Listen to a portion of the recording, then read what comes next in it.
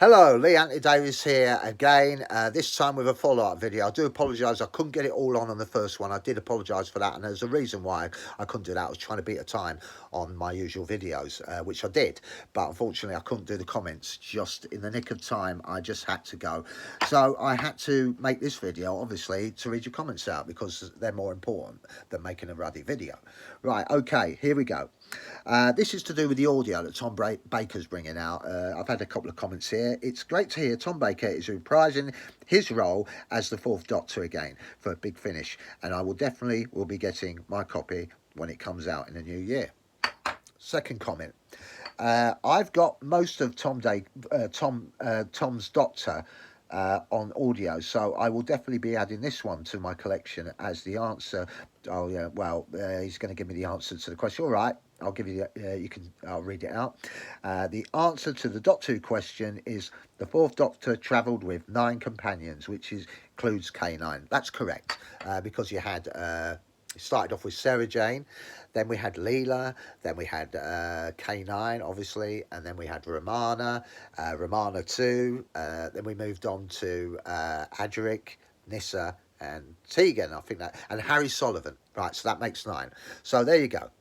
So well done to them, Aaron Baker and Alan Seymour. Thank you for your questions respectively. Right, moving on to the next one. This one, that was to do with my announcement video, which I talked about the new audio that's coming out in the new year. Right, this one is Lost in Space. I've got comments, 4 comments here actually. I'll just read them out quickly. No, 3 comments, sorry. This one's from Thomas. Thomas, year 9. LN, I think it says. I'll read it out.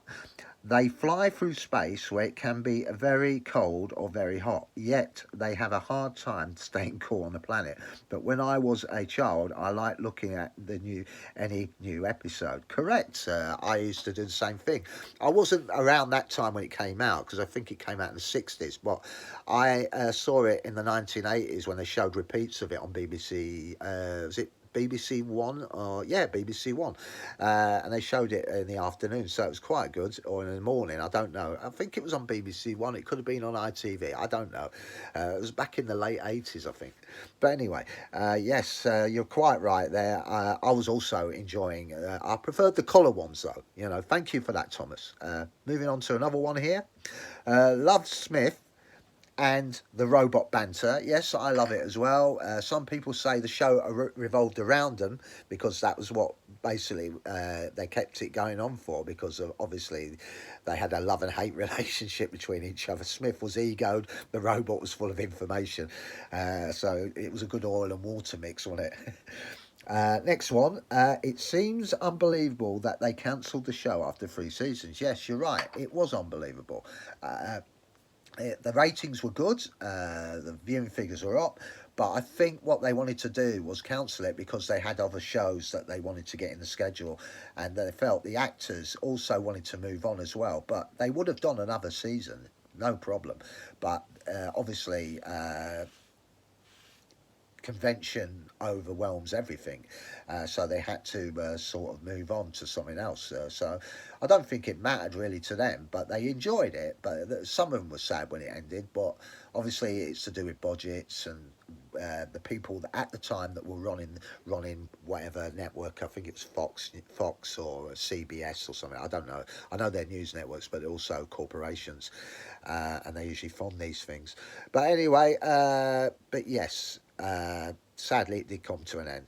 I've got one, funny enough, on the PlayStation review thing that I was doing a trailer on there, so I thought I'd read it anyway. I have one comment on here. Love the rally races in this game. Basically, yes, they're quite good, aren't they? I've had a go at them. I like the skids when you go around the corners. You get that real effect as you go round, because you have to get the timing right as you go around the corners. Otherwise, you go flying and you jackknife all over the place. But yeah, it's a great game. Anyway, that's it from the comments. Thank you very much. Keep them coming. I hope to be reading some more out tomorrow, but I hopefully will get it on the first video. It's time for me to go. I do appreciate that. I thought I'd just mention it before I go.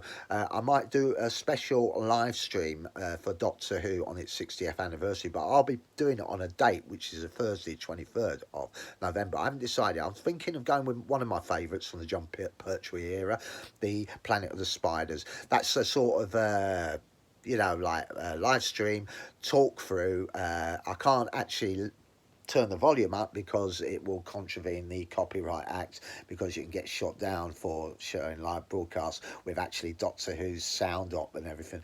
But yeah, I will go through it, explain it. I think I'm more leanings to the Planet of the Spiders 6-parter, so I might do that. I've got something in the fire with that, but anyway, it's not certain, but I'll let you know during the announcement videos as they go along. Right, okay then, that is it. It's time for me to go.